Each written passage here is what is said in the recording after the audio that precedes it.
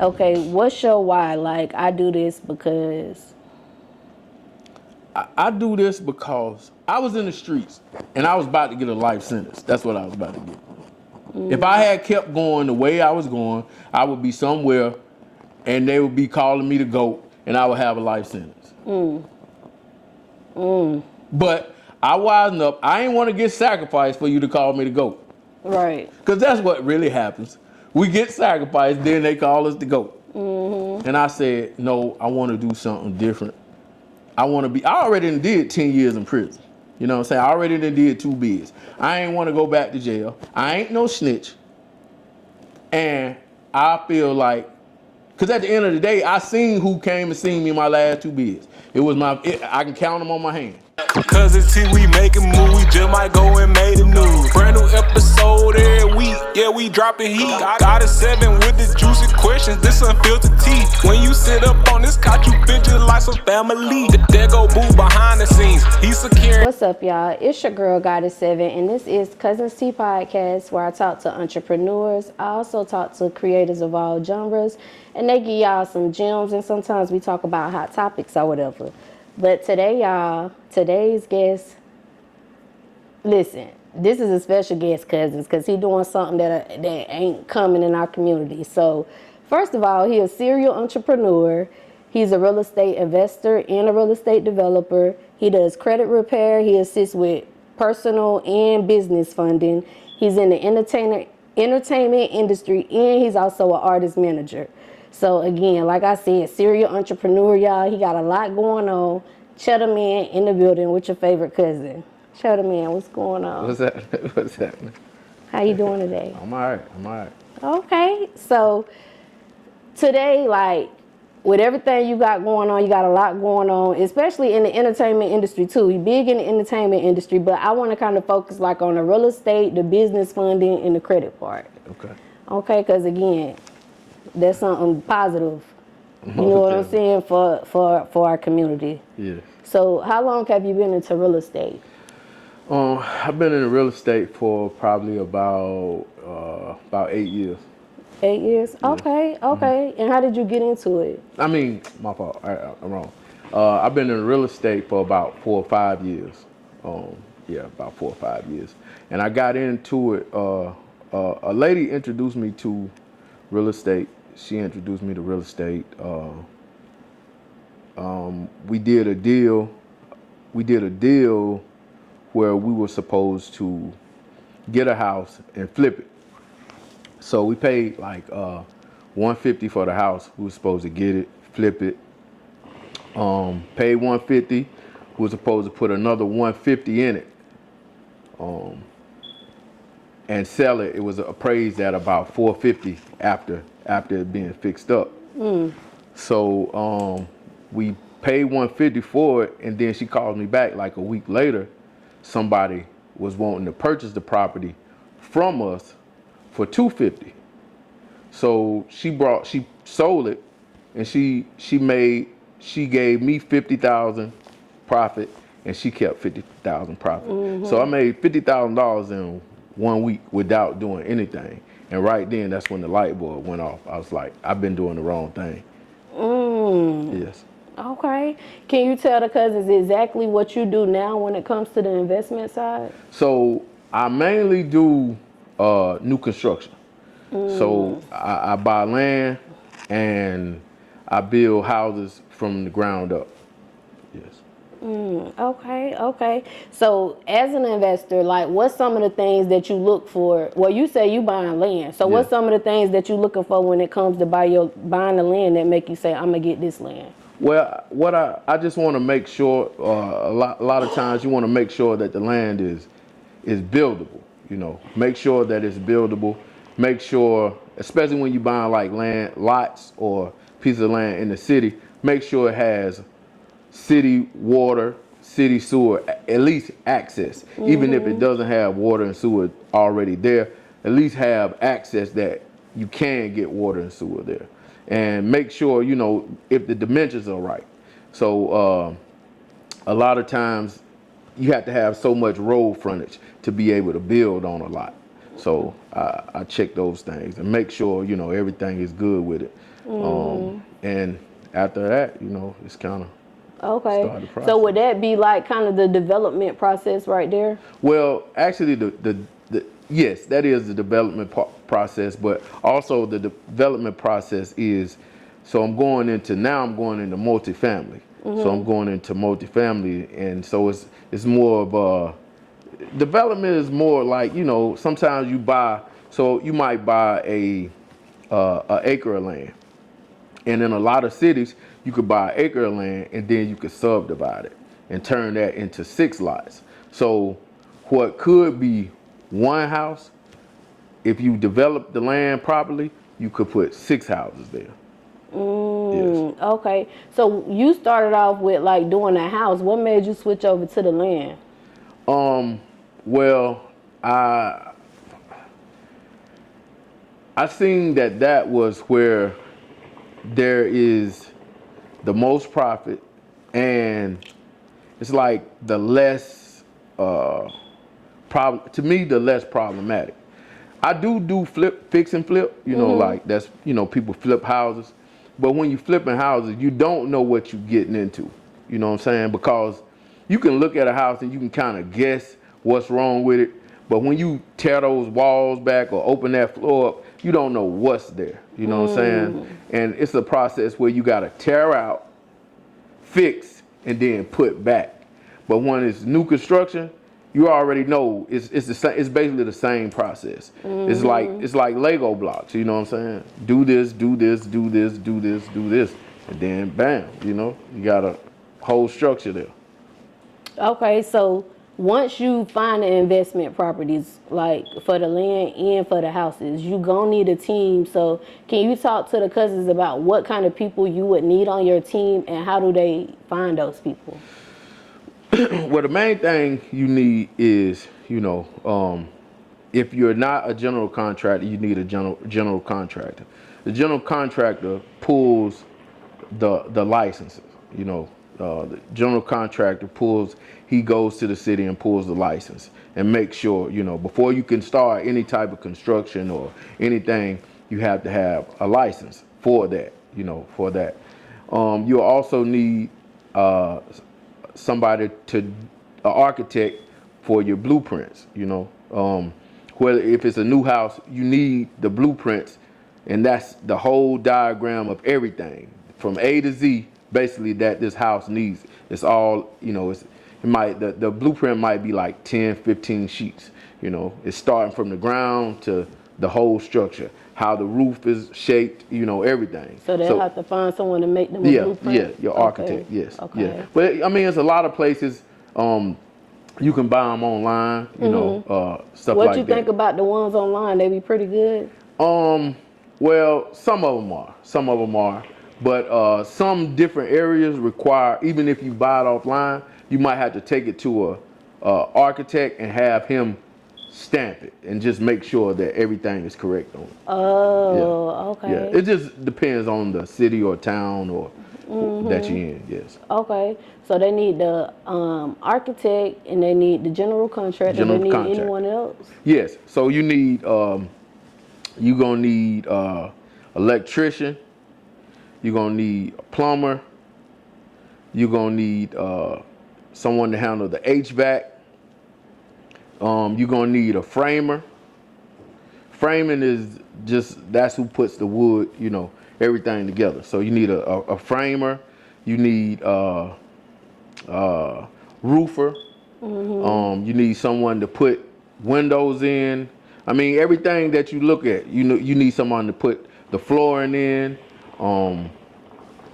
drywall. You need a team that can do drywall, painters, everything. Now, I'm not saying that some of this stuff you can't do yourself, but it's always, if you're just getting started, it's always best to get the people that know. But your HVAC, your plumber, and your electrician, they must be licensed.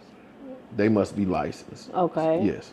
So everybody else, you can, you might can get your uncle. Some of the, like to put up drywall, you might can get your uncle to do that. Okay. Yeah. Okay, so any cousins that's looking to start investing, whether it's a property or whether it's a land, what's some red flags they should look for to be like, nah, don't mess with that? I think you have to just kind of get in it and see. The main thing is make sure you're not paying too much. You know, kind of be able to know what the ARV is after repair value.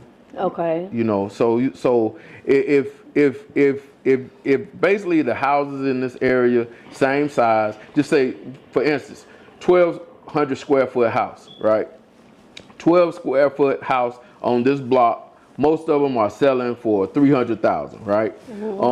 But okay, there's one over here. It needs work, right? It needs work. They want 200, but then you might do the mathematics on it, and it's gonna take you 290 or 90,000 to get it up to par. You see, you don't have you don't have enough cushion, you know. So I would say always kind of do your research. Know what the house, the ARV, what it's gonna be after it's fixed. To know, then you can start backing down to see, you know, the price that they're asking, plus what you got to put in it to get it fixed up.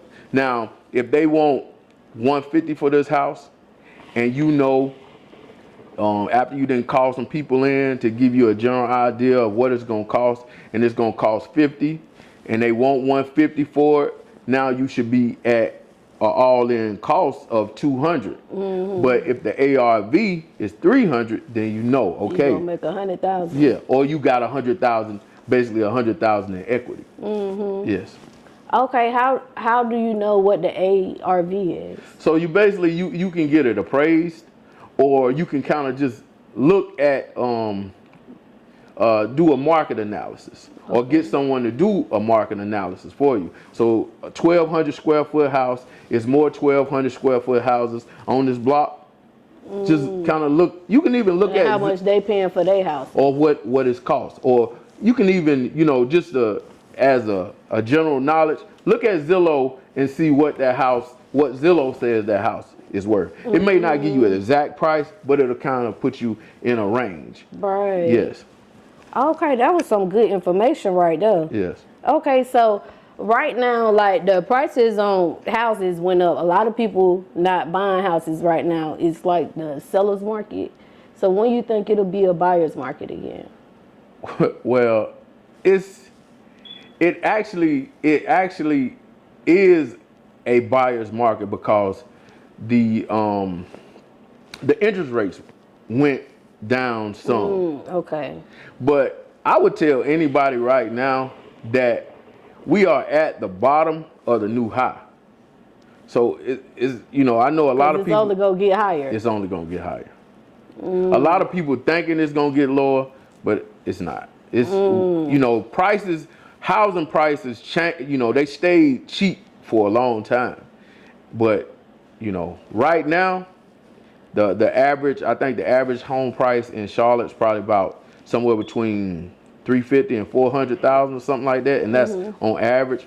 You know, probably around 400, but that's about where you're gonna be at.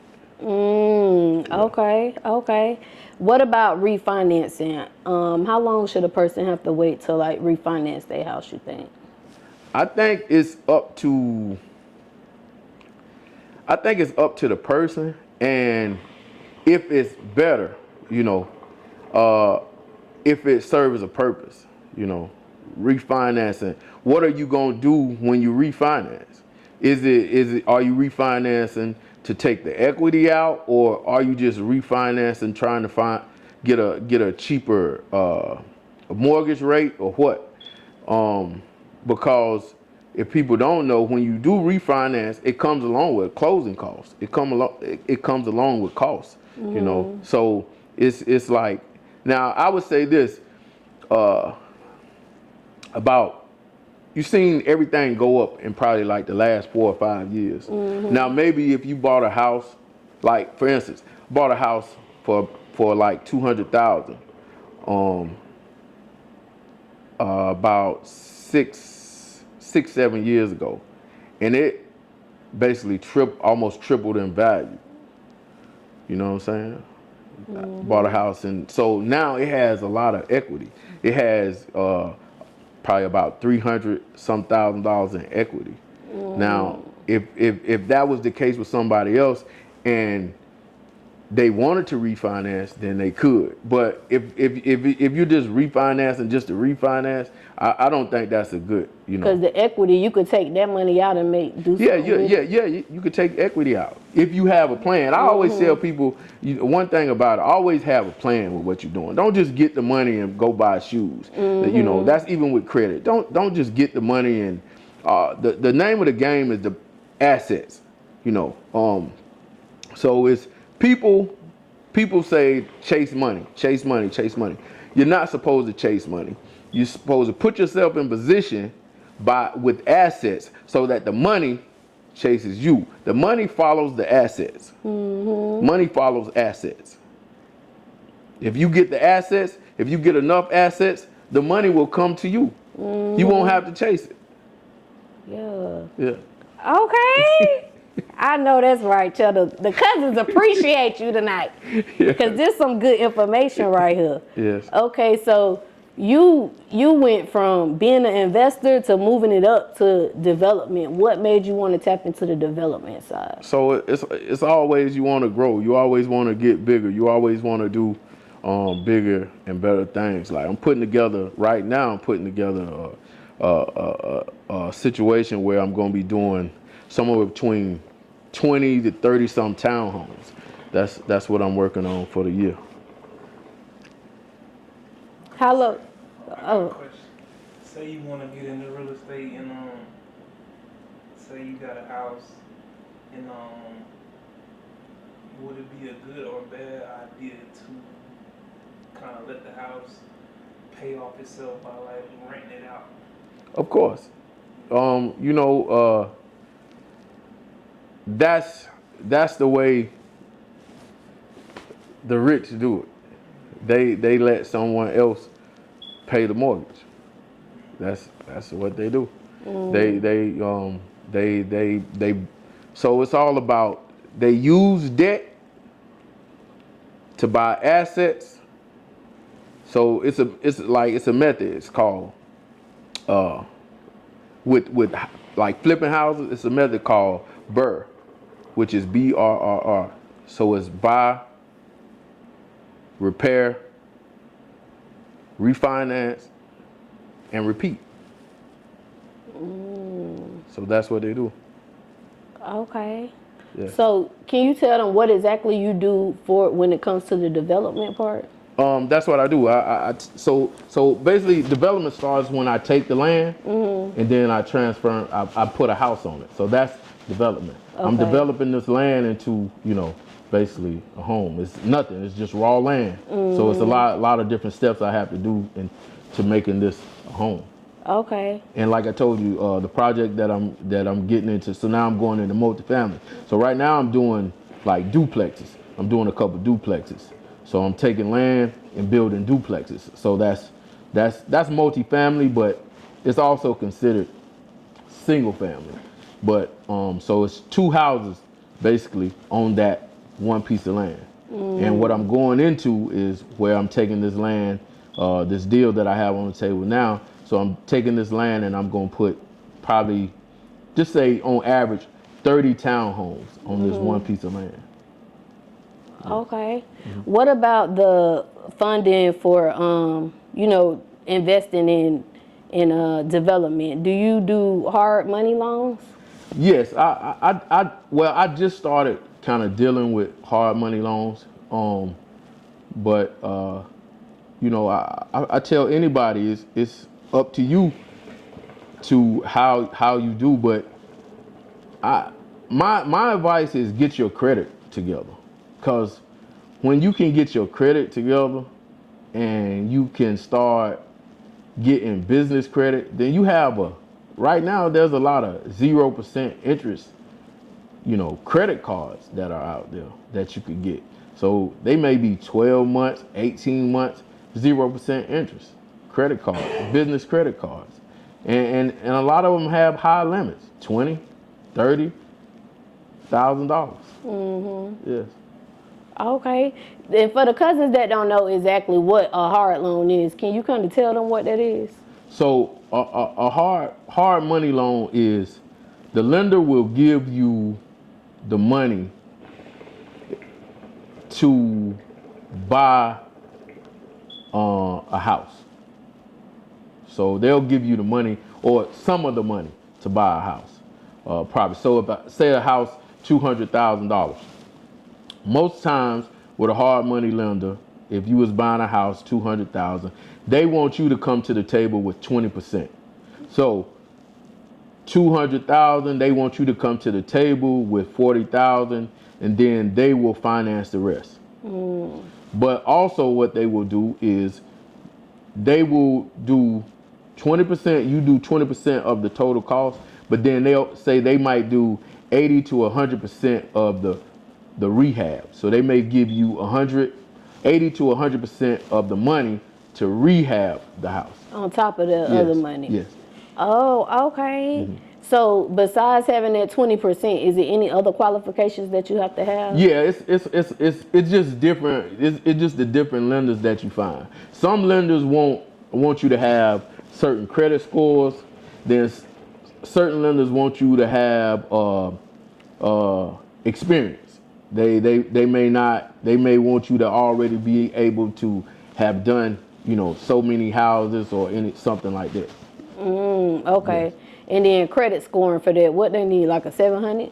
Yeah, I would say. But some of them do like 680, something like that. But yes, 700, 700, 700, that's usually what it is. Okay. That's with your business credit or your personal credit? Personal credit. Business credit is a little different. Business credit usually goes, it's a little different. Yeah. Okay. What if they ain't have no money to actually get started into investing in properties or investing in the land, but it's something that they want to do, or maybe they only had a couple thousand? What would you recommend? I would recommend you get your credit right. Like I said, get your credit right, and you can be able to get, I'm not gonna say it's gonna happen overnight, but it's a lot of credit cards that you could get. You have a business, so you could take your personal credit. Once your personal credit is up to par, 720 above, you can take your personal credit and co-sign for your business. And be able to get credit cards, business credit cards.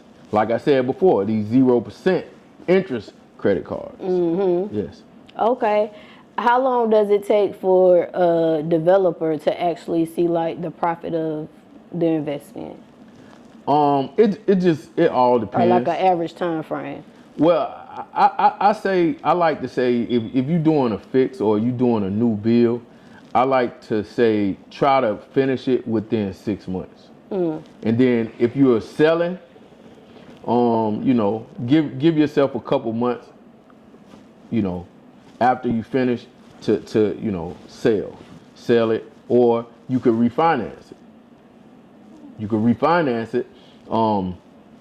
For instance, right now anywhere from 75% to 80%, you can refinance up to that. If the house is worth $400,000, you can refinance $300,000. So just take for instance, like that house I was telling you earlier, $150,000, right? It's gonna take $50,000 to fix it up, but the ARV is $400,000, right? So if the ARV is $400,000, you can refinance 75%, right? You got 150 plus 50 on the rehab, the fix up. So you 200 in. The ARV is 400,000, but I told you you could refinance up to 75%. So you can refinance 300,000, pay the 150 and the 50 back. Now you have 100,000 that you can use. Now you put a tenant in that house. The tenant is paying the mortgage. Now you got you got 100,000 to play with. Okay, what's your thoughts about like the development of low income housing? Well, so that I'm trying to get into like what they call affordable housing, but I always try to the houses that I build. I got someone looking to buy one of the houses right now. I always try to be like I have a house right now that the ARV is like $295. The what is valued at? It's valued at $295, and I'm only asking $250 for it. So someone could buy the person that's trying to buy the house. They're gonna walk in that house with $40,000 worth of equity as soon as they buy it. Yes. Yeah. Okay, so also I've been noticing like it's a lot of people now that's into like developing the tiny home community. Yeah. What's your thoughts on the tiny homes? I haven't researched the tiny homes, but I think if the I know that it's hard for a lot of people to be able to afford, or the bank say they can afford a $300,000 or $400,000 house, because with a $300,000 house, that's a mortgage of about probably in the range, just depending on a couple of variables, but that's probably a mortgage of about $2,000 a month. And most of the banks are wanting you to be your income to be 4 times your mortgage. So I think if tiny homes, if that would make it so people can be homeowners, I think it's good. I haven't did a lot of research on it, but I think it's good. Okay. What advice would you give to any cousins that's looking into becoming a developer? I would say first, get your credit right. Second, get a mentor. Yeah. Did you have a mentor? Was the lady your mentor? Yeah, well, she was the mentor, then I got another mentor, and then I got another mentor. So yeah, so it's the mentor, it that cuts down. I know everybody want to do everything on their own, and it's good to say I'm self-made and all. That sounds good, but that's not reality. That's not reality. Even when I was in the streets, I had a mentor. So you know what I'm saying, because that's what helps you excel. Even when I was in the streets, my older brother was my mentor. He told me, don't do this, don't do this, don't do it that way, do it this way.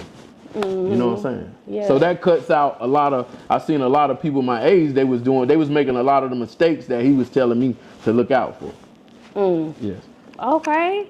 So you're also into credit repair. Can you tell the cousins exactly what you do when it comes to credit repair? Well, I fix people's credit, you know what I'm saying? So it's a lot of people with a lot of things on their credit that, the whole credit repair is like, it's like the credit system, not the credit repair, but the credit system. It's a lot of things that are on people's credit that shouldn't be on people's credit, but due to lack of knowledge, it's a lot of stuff that be on people's credit, and with the right resources, you can get those things off of your credit.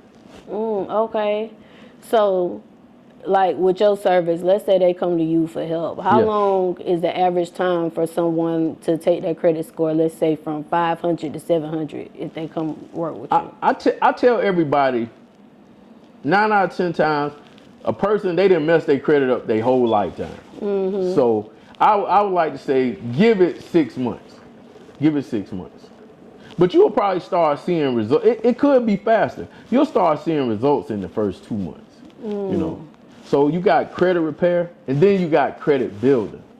Because a lot of people, and that's, our people, we don't understand finance, and we don't understand credit. We just kind of, we just kind of out here just Just winging it along. Yeah. Okay. What would you say is like the first step that they should probably take if they got a 500 credit score? Either get someone to help you repair your credit or start repairing your credit yourself. But the main thing is get some information. Start understanding credit repair. Start getting a little bit of education on it. Hey Cuzns, it's your girl Goddess7, and listen, this commercial break is actually sponsored by me.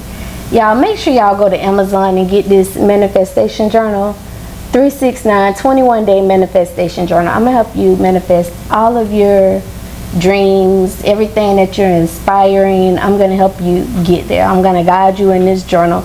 Make sure y'all go check out Amazon Prime. The link is in the description. Go get your journal. Yes, my youngest son, he's 13 right now. Since he was 9 years old, every morning before he goes to school, I make him get up and watch something about credit and finance on YouTube for 5 minutes. I make him watch something for 5 minutes, and I make him write down 5 points. So even though right now he might not know everything about credit, he got a basic knowledge. He can say, well, this ain't the floor, this is the couch. This ain't the couch, this is the floor. You see what I'm saying? If you get a basic understanding, then you know better. Even if you still get somebody to help you, now you got a basic understanding of what's going on. And once you realize it's really a game that they've been running circles around us, it'll make you kind of want to start to get more knowledge of what's going on. We behind and we losing because we don't know what's going on. Yes. Okay. So I've heard some people say like paying off a charge off will make your credit worse. What you think about that? Well, paying off a charge off is, first off, they do not have to delete a charge off. They do not have to delete a charge off because a charge off, 9 out of 10 times, a charge off is not even with the company that you first signed the agreement with. It's like, I owe you, right? I owe you $500. I owe you $500. I don't pay you. You charge it off. Then you write it off on your taxes as a loss, $500 loss, so you get the tax credit for it, right? Then you sell the debt to him. You sell the $500 debt to him for maybe pennies on the dollar. But now he comes at me saying, I owe him. I never signed a contract with him. I signed a contract with you. So you see, it's a game.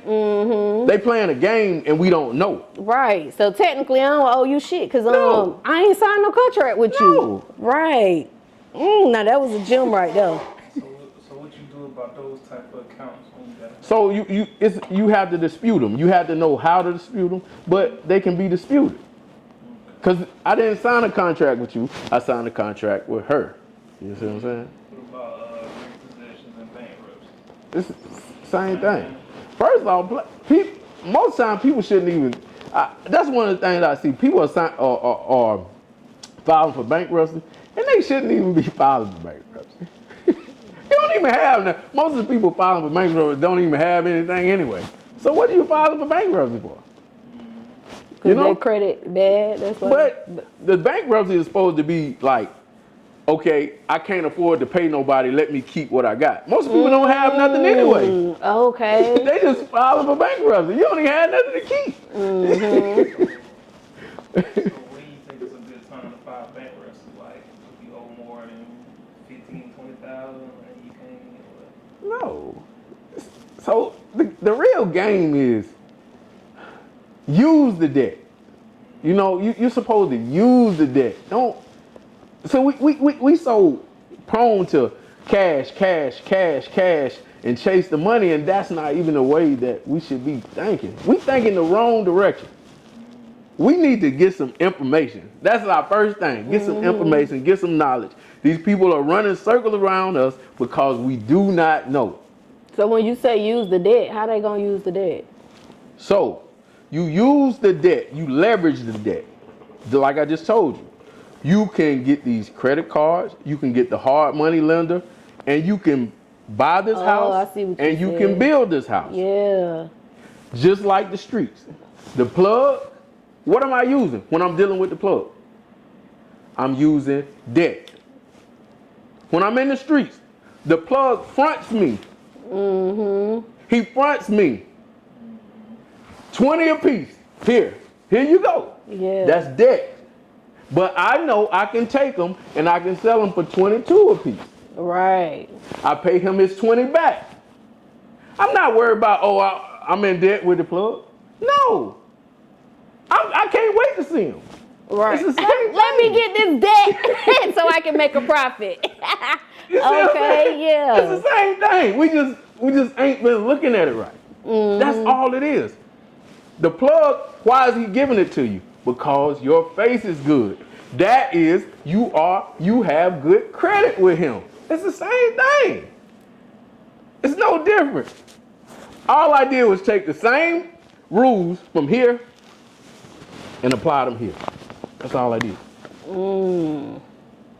And if anybody knows, if you've been in the street, you got a whole different hustle and a whole different, about you anyway. So when you take that and then now it's legit, that's over. It's game over. You can hang it up. Yeah. If I can be successful in the streets and you get me over here and I understand the game, you can't stop me. Yeah, because Can't you're stop pretty it. much a businessman. Anyways, you already running a business. You are a businessman. Your business is just not legit. But you are a businessman and you take extreme chances. And you have to know how to maneuver. You know what I'm saying? No sleep. Shucking the driver, up and down the highway. Come on. Dodging this person, dodging the jackers, dodging the police. All those hoops that you can jump through. You just been playing. I admit, I was just playing the wrong game. So once I learned the other game, it's like, okay, it's too easy. Right. Yeah. Right. Okay. So what if somebody got bad credit, but it's not because of like charge-offs? It might be because of late payments. Now they getting their payments history on time. How long would you think that it'll take for them, for like a credit card company or somebody to approve them with their history of late payment? Well, you can get approved. Late payments, I'm gonna tell you now, please pay your debt because late payments hurt. Late payments hurt, and late payments are like 35% of your score. So late payments hurt. But after you start building the rest of your credit, you can, make the late payments. And over time, the late payment don't have as much of an impact. But if you working on your credit, just pay the people back, even if it's just minimum payments. Always try to pay your bills. It's just like the streets. Pay the plug. Okay, I know I owe you 20. I ain't got 20 today. Here, take the 5, bro. Give me a couple more days. I'm gonna hit. Same thing. It's no different. It's no different. Don't run off on the plug. Don't run off on the plug. Please, because listen, people who run off on the plug. What usually happens? What happens? Your name dirty now. Now you can't get nothing. You know what I'm saying? Yeah. I always pay the plug. Okay. I always pay the bank. It's the same thing. I flourish because I pay the plug. I pay the bank. It's no different. But shit, even the Bible tell you to play your debt tours. So, okay. So if any cousins looking to come to you to help them with their credit repair, what are the price ranges that they're looking to pay for your service? Well, it kind of just depends. It depends, and sometimes I do like payment planning with people. So it all depends. It depends because it depends on what's on your credit. Like I said, late payments are hard. You can get them off, but they are hard. Like he said, bankruptcies are hard. Repos are hard. What about the price ranges that they're looking to spend on the low and high end? I would say a couple $100s and up. Okay. Yeah. Okay. Closed account. Closed accounts, most times they're not that hard. Like I said, the late payments, repos, bankruptcy, stuff like that, those are a little harder. Yeah. But nothing is like you can get anything off. Ain't nothing set in stone. No, ain't nothing to say this on. Okay. Yeah. So you also help with business funding and personal funding. Can you Yes. talk a little bit about that? So that's what I was telling her. I help people get, like, it's a lot of people, they may not know where, once they get their score, once you get your score up, the first thing is getting your credit clean. Then you need to build, you know what I'm saying? So it's certain things that you need on your credit to make your credit stronger. Then I can tell you and take you and point you in the right direction to which banks and which lenders will give you this. So that's, okay. That's how you get it. Same thing, like I said, once your personal credit is strong, then you can be a co-signer for your business. Your EIN, your social security number is 9 digits.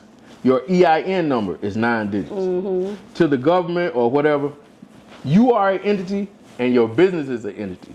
So it's like you the parent and your business is the child. You can co-sign for the business. Okay. Yeah. So can you, is it easy to get business funding with a LLC versus a S Corp? You can get either one. It doesn't matter. Oh, okay. I was asking because I seen like a little YouTube video and he was saying like, banks are gonna be more open to giving you a loan if you have an S Corp versus a LLC. Really, you can change an LLC into an S Corp. So the things that the bank want to see is not what type of corporation it is. They want to see that the corporation is set up properly. They want to make sure that your business is set up properly. So it's a lot of I can help you and I can show people how to set your business up properly because a lot of times people can't get money or can't get funding because their business looks like a small business. You got to make your business look like it is real doing business. You can't come in here, you can't be, That's like when you get the business paperwork that you signed up for your license and they ask you about the other people who are up under your business. You know how it be like CEO, what chairman or what role they play when you filling out that LLC application. No, this is more about like how is your business set up? Like, do you have a real address? Are you using your home address? Do you have a website? Or do you have a 1-800 number?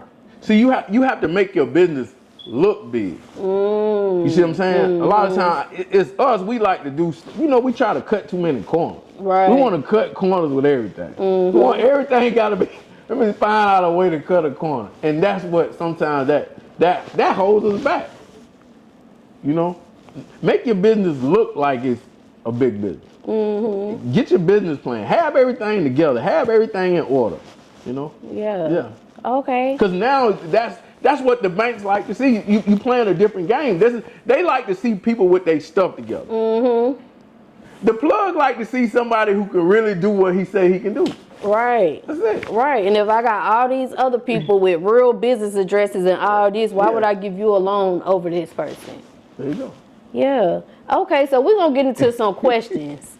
So these questions, like I told you earlier, when I interview entrepreneurs, I always call people or I ask the cousins on YouTube, hey, somebody's coming doing this and that. Do y'all have any questions y'all want me to ask them? So that's what we're about to get into. So I do have a couple questions. Okay. So the first person said, I'm 40 years old. I have a fair credit score. I make about $3,500 monthly after taxes. I'm currently paying $1,500 for rent, but would like to become a homeowner. Where can I start? Say you make about $3,500 a month After taxes. after taxes. Where could he start? So this would be like a regular working person. And they want to start being a homeowner? I would tell them the first thing is go to your bank, and because sometimes it's different programs and it's different like mortgage brokers and different bankers that can help you with the buying process. You know, I can't tell you just off because it's different. Different banks have different requirements. Like I said, some banks require that you make 4 times your mortgage. So at 3,500 basically, or somewhere around it. Well, you said after tax, right? So he probably 500. So he probably like 5,000-6,000. That should be his before taxes. Yeah, he could probably get something. So you know it just may not be what you want off top, but you probably could get something around the 15, about what his rent is, about $1,500 a month. So, you know, it may not be what you, it may have to be a townhome at first. And then, you know, but yeah. Right. And then you can do, like you said, do what you got to do to get the equity out of that and get some more money to move up. Okay. So the second question is, I think you already probably answered this one. What? Oh, this one say, how can you get a charge off removed from your credit history if the information on each bureau is different, like the dates or other discrepancies? That's kind of what you said earlier. Yeah, anything can be removed, and you know that is one of the things you always look for, the discrepancies, you know. But it's a whole lot of other ways to get off. It's different laws, you know, just you know, a lot of this stuff it's supposed to pass a certain like code before it can even be reported on your credit. And that's a game. It's a game too, because you know, like the credit bureaus are getting paid to report this information. They're getting paid to keep that stuff on your credit. They get paid for that. So you can see that's why a lot of times some things can be harder to get off. Yes. Like a student loan. Can you get a student loan off? Yes. Anything can be taken off. Okay. So the next one says, somebody got, you kind of already explained it too. Some of this stuff you already explained. But I'll still ask it. Okay. Someone has $20K credit card debt, but they're paying it off. What's something they can do to pay it off quickly because the interest is taking a big chunk of the money? They got 20K credit card debt. And they paying it on time, but it seemed like it's taking a long time, I guess, because the interest taking a big chunk of the money. Double up, triple up on the payment. Right? Yeah, and to be proactive. So like you in that situation, sometimes learn from the situation that you're in. So next time, no, you don't just get the credit card or get this debt to buy things that won't make money. You see what I'm saying? Like you buy, I know, you know, a lot of us come from nothing and we always want something, but we have to suppress a lot of these desires. And when we do get a break, you know, like I said, I keep referring to the streets because I know a lot of our people understand, you know, we understand what we understand. It's just like once you get a pack, you don't just start making money and start buying shoes.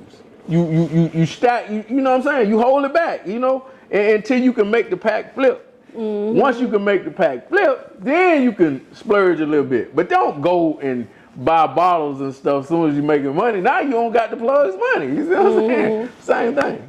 So just be more proactive of what you're doing with the credit that you're getting. Make sure that when you do get debt, when you do get credit, make sure that you're looking for income producing assets. Ways to make the money flip. Don't just buy stuff. Don't just go in debt just to go in debt. There's a good debt and there's a bad debt. Bad debt is when you buy stuff that will not make you no money, that start depreciating.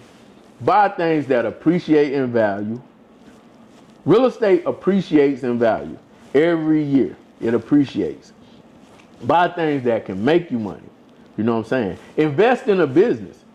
Invest in stuff that you know can make you money. Don't just buy things and stuff that won't make you no money, because then you'll be struggling. You see what I'm saying? You'll be struggling trying to pay this back. You know? Yes. Yeah, okay. This is my question right here. Okay, because I'm looking to start in wholesaling and I'm gonna have to like have investors when I find these people and I get them to sign the house over to me. What is a good starting point like for me to find investors? I would say just I mean, you know, everybody online now. So you just have to, you know, it's different Facebook groups with investors. You know, if you find a good deal, I mean, reach out to me, you know. Okay. You know what I'm saying? Okay. Like, so, Yeah. you know, they have different programs. I think it's called like REI. It's like meetups when people, you know, investing and stuff like that. They have those different things, seminars around different areas like every month too. So yeah. Okay.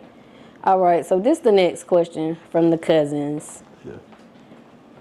Can you get, I don't know why they put that don't make sense. Okay, can you get a high credit card limit for a business? Yes. Okay. How you feel about trade lines? Which trade lines? I don't know. Just getting a trade line? Well, do you understand trade? Trade lines as far as say you just starting your business and you trying to boost the credit score like a shortcut. So I'm gonna tell you, business trade lines are a little tricky. Personal trade lines. So you're talking about authorized users, basically. Yeah. So I'll tell you this. They can help, but it's a lot of banks and stuff that they already the trade lines that authorized users don't hold as much weight as they once did.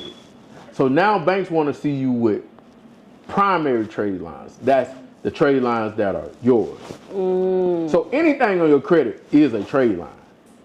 So what you're talking about is authorized user trade lines. So basically they want to see that you the one giving out. Well, they want to see that you have some primary trade lines. Now, authorized user trade lines, they are good for certain things. They are good for like age. So they can give you more average age, because that's one of the things, the factors that make up your credit score is the average age. You know, so they take, if you got a credit card that's 5 years old and you got another credit card that's 1 year old, they add 5 and 1 and they divide it 2. So your average age would be 3 years. You see what I'm saying? So now, so what you could get a credit card, you know, authorized user for someone else, and it might be 20 years old. So, and you might have your credit card might be 1 year old. So they add those two together, 21, divide that in half. You see what I'm saying? You got a 10 and a half year age. But it also like with the utilization. So, but like I said, at one time, all you needed was trade lines on your report and it would help. But now you need some authorized users. I mean, some primary trade lines. So like, I would tell you right now, if you didn't have a lot of primaries, I would tell you go to Covote, Meet Ava, Rent Reporters. Those are 3 primary trade lines that can be in your name. Yes. Okay. What's up, y'all? It's your girl Goddess7, and this episode is sponsored by a couple different sponsors. So y'all already know I had to shout them all out. First of all, y'all, I gotta shout out Robinson Hustle 8, cause guess what? They branding us over here. Y'all see these cute little glasses that I be drinking out of? Hold on, let me take a sip. Y'all see this? Y'all see this right here? Y'all see this cute little liquor ice bucket, whatever you want to call it? They made all of that. So if you're looking for some custom shit, make sure y'all go shop with Robinson Hustle 8. They customize all your needs. I can't forget about Q3 Designs and Things. They're also a sponsor of Cuzns Tea Podcast, and they're a branding company for us. They made us these cute little shirts, y'all. Y'all like this shit? Y'all see this? Look, you need some custom shit for your business, go shop with Q3 Designs and Things, because they're going to get y'all right. They're going to get y'all everything that y'all need. I also cannot forget about Geminiih Hookah. Cause they keep me smoking good on every motherfucking episode, y'all. Y'all see this hookah? They sponsored that for us. They did some other sponsorship, but most importantly, y'all, they got them hookahs. And y'all know I love hookahs. Look, y'all, hold on.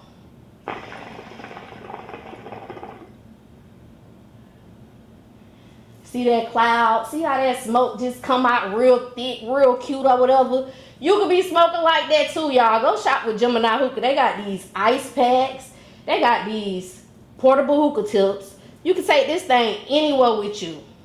And they got hookah candles, y'all. They got different shisha flavors. They can make you anything you want. So make sure y'all go shop with Gemini Hookah, y'all. Go get y'all hookah. Until next time, cousins. Bye. Okay, this person, and you probably already answered it, but I still got to ask it because they sent it to me. Okay, what's the best way to get real estate loans for investment properties? Well, like I said, I don't think it's no best way. I think it's use your resources. But like the loans that I was like the hard money, you can get hard money loans. But you know, a lot of the hard money loans, they're either 6 months or a year term. You know what I'm saying? So I say just kind of find your way. But I think the most important thing is find a mentor. Find somebody who can cut a lot of this guesswork out for you. Now, most mentors, they might charge you a little bit, but it will, you know what I'm saying? You're going to have to pay. One thing about life, you're going to pay life or you're going to pay a mentor. You know what I'm saying? So you're going to have to pay because every time you make a mistake, guess what it does? It costs you time. And a lot of time it costs you time and money. You see what I'm saying? So I know a lot of times we don't look at it like that, but I think that's one of the ways to cut out a lot of guesswork and get you, it gets you years and years ahead, steps and steps ahead. It's like a cheat code. Okay. The next question is, are you able to get loans for 2 properties at once? You can get, well, it's like this. It depends on who you're dealing with, but I got property. I got loan. I probably got about 15 loans right now. Okay. And like I said, this new deal that I'm about to do, and it's gonna be about 30 properties in itself. And they talking about we trying to get all the numbers together with that right now. Yeah. Okay. This person said credit score is almost 700 and my wife is almost his credit score is 700, his wife is over 700. You kind of answered this already too. What's the way to get a personal loan? A good way to get a personal loan? Yeah, well, you can get, and that's one thing too. It's about the score, but it's more about the profile. It's more about, because you can have a good score, but your file could be thin. So your profile needs to be thicker. It's like, okay, you got a 700, but you only got one credit card, and it's $200. You see what I'm saying? You see what I'm saying? But this person over here, he got a car, a house, 15 credit cards, and he's never been late or anything. You see what I'm saying? Who looks more appealing? He can do all this and maintain it. You see what I'm saying? So that's who they want to deal with. Just know this. The bank is, now listen, the bank is a business. They are in business. They are in business. So they are in the business of loaning you money that they got from somebody else and making a cut off of it. So, you got to understand that. Sometimes we look at this bank like it's a giant. It's not really a giant. You know what I'm saying? Because that's the same money you put in the bank. It's the same money that they're going to let me borrow. So you got to understand, you got to look at it different. I think, and that's the main thing with all of this, is the mindset. You got to change your mindset. The mindset. You got to change your mindset and start trying to do things the right way. A lot of people think it's all about your credit score. No, it's about your mindset. It's your mindset. It's your mind. You can do anything. You can do anything if you have the right mindset. You got to have a positive attitude. You know what I'm saying? Because you can't fix your credit if you got a negative attitude. You know, you got the wrong mindset. Right, because you gonna be like, I ain't paying though. I ain't I ain't no. planning on buying nothing no time soon. I can't do that. That's the first thing we like to say. I can't do that. Yep. You know what I'm saying? So you have to change your mindset. Yeah. Okay.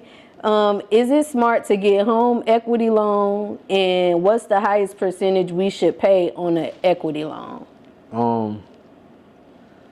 Well, you already talked about that too. You said if they're gonna use the money to make more money, but Yeah. what about the percentage? I don't know what percentage is. I think the regular percentage right now is about what, six something. So, I would say don't try to go over 10. Yeah, but I can't say that because, you know, and I take this because I be wanting my people to understand when it's a drought, when the price go up, I don't get it because the price went up. You know what I'm saying? Now they ain't 20, they 25. I still get them at 25 because I'm gonna sell them at 28 now. Right. You know what I'm saying? You know, same thing. You know what I'm saying? So I think, you know, you gotta, you know, if you know what you're doing or you have a plan together, I don't think nothing is too high. Okay. But that's all the, you know, your thinking and the person, you know. Okay, this the last one. They said, what are the best terms for loans as far as like 5 or 10 years? What kind of loans are they? I don't know. That's what all they say. 5. Well, they must be talking about like business loans. Okay. But I mean, like I said, once again, it's up to you. You Maybe know they're what's talking about equity because I think that's the same person. okay. I mean, it's up to you. Like I said, if you know you can take the money and flip it, if you might can flip the money in 6 months. You might can flip the money in a year. So what difference? I don't think it would make a difference if it's 5 years or 10 years. You know what I'm saying? You know, my thing is having your plan together. You know what I'm saying? And kind of something is always gonna go wrong, but just having a plan. You know, proper planning prevents poor performance.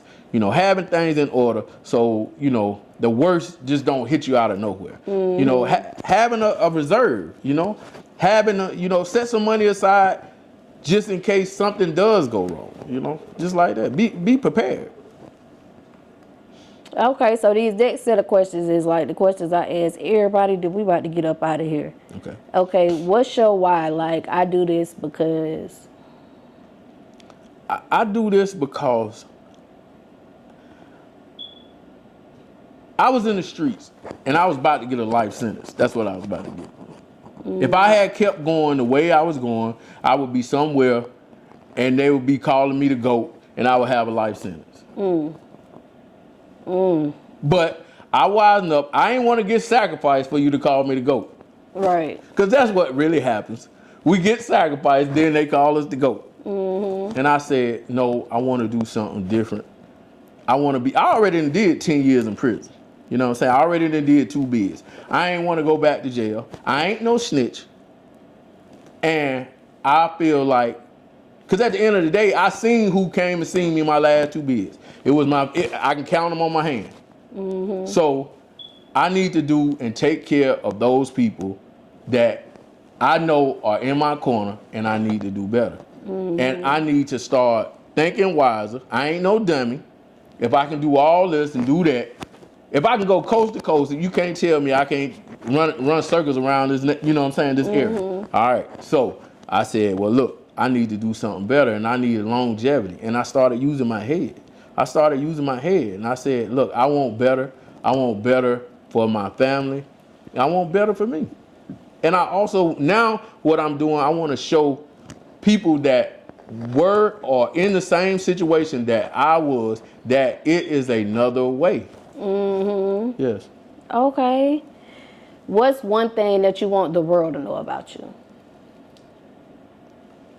That I do what I say. And that's it. I do what I say. I am who I am. I'm a man. Yeah. Okay. And before we close out, what advice can you give to any cousins that's in their entrepreneur journey right now? Don't give up. Persevere. Do not give up. Do not give up. And educate yourself. educate, whatever you are trying to do, educate yourself and get your credit right. Okay, get that credit right, Cuzns. All right, y'all. So we about to get up out of here, Chedda man. Before we get up out of here, can you let the Cuzns know where they can find you at, where they can link in with you if they need to get some help on their credit services? They got some investment properties, anything of the sort. I'm on social media. I'm on mainly on Facebook and Instagram. On Facebook, it's Chedda Man, CHEDDAMAN, 2 words. On IG, it's Chedda49. Also, you'll start seeing a lot of stuff, advertisements. I'm about to start a out the mud real estate investment class, so I'll have that posted everywhere. And I'm not hard to find. What out the mud we're gonna see from that? Out the mud is my class that I'm gonna be teaching about real estate investment. I already had some mentees that I'm doing some projects with right now. And they were the ones that kind of helped me develop the idea of starting the class. But I got some mentees now. I have two ladies that they just bought their 2 first investment properties. We're about to flip those 2 properties, and it's gonna be a flip and an addition. So it's 2 properties. So I'm helping them with that, and then I'm officially start the class. I hope to start the class before the end of the first quarter. Okay. Yes. Okay. Y'all already know who I am. It's your girl, Goddess7, and you can find me right here every week. Until next time, Cuzns. Bye. It's your man Chedda, CHEDDA. I was on Cuzn T podcast, and everything was amazing. Go